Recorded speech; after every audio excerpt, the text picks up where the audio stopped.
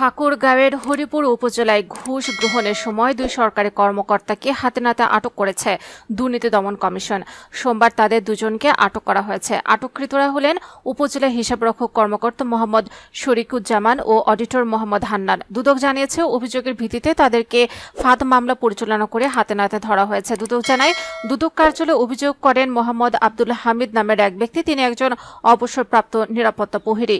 উপজেলার গেদুরা ইউনিয়ন স্বাস্থ্য ও পরিবার কল্যাণ কেন্দ্রে কর্মরত ছিলেন। অবসরকালীন সুবিধা প্রাপ্তির জন্য গত 5 ফেব্রুয়ারি হামিদ উপজেলা হিসাবরক্ষক কর্মকর্তার কার্যালয়ে আবেদন করেন। পরে সংশ্লিষ্ট কার্যালয়ের অডিটর মোহাম্মদ হান্নান ও উপজেলা হিসাবরক্ষক কর্মকর্তা মোহাম্মদ শরীফুজ্জামান তার ফাইল প্রক্রিয়াকরণের জন্য 30,000 টাকা ঘুষ দাবি করেন, যা পরে 22,000 টাকায় সমঝোতা হয়। বিষয়টি হামিদ দুদক ঠাকুরগাঁও কার্যালয়ে জানান। পরে কমিশন ঘুষ গ্রহণের সময় হাতে নাতে আটকের জন্য একটি ফাঁদ মামলা পরিচালনার সিদ্ধান্ত নেয়।